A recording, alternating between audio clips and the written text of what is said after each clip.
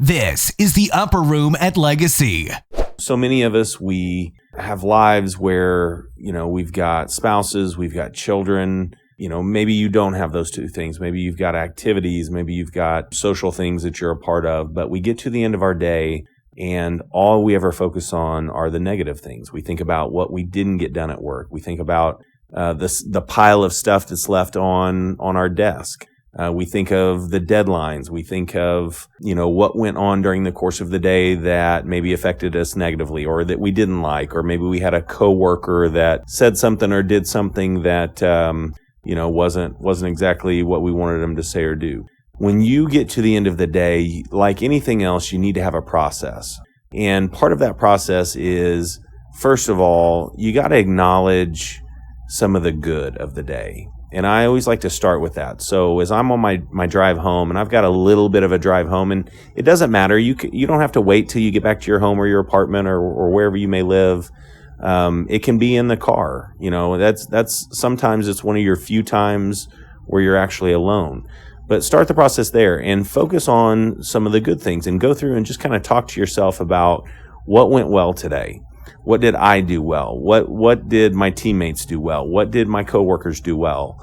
What were some good things that happened or some productive things that I got accomplished? What were some things that I got to check off my list? And it's okay if there's days where you go, man, Jason, I didn't check anything off my list today. That's okay. Find some of the positives. I would say pick out at least 5 positive things that happened throughout the day and acknowledge them. The second thing is it's okay to acknowledge the negative things. But you've got to limit yourself. If I say, then acknowledge the bad things, you may say, well, there were 15 bad things that happened to me today. Well, that's okay. Pick 5. So pick 5 good things, pick 5 bad things, acknowledge what they were. Take 5 things that you accomplished. Take 5 things that you have left to accomplish. Give yourself a couple of minutes to think about and kind of strategically come up with a plan for the next day so that you're ready to go. And then by the time that you get home, you've got to flush it all away. You can't dwell on it. You can't think about it. I know there's times where I come home and my wife will say, hey, how was your day? And that is her trying to give me a way to vent, or not really vent, but just really kind of decompress and just verbally give a rundown of the day, because she knows it seems to always make me feel better. So if that's something you want to do, that's fine. But once you get out of the car, you've got to think of when you step out of that car, you're leaving everything in the car. So you leave it all behind and you start your time at home as if it's a clean slate. It's a blank a board, right? A blank chalkboard. You can, from that point on, you can make your life and you can make your evening and you can make the rest of the day whatever you want to make it. Just stop carrying the stuff with you from work. They say don't bring your homework or don't bring your work home with you. That's absolutely true. Don't make your family, don't punish them for things that happened at the office.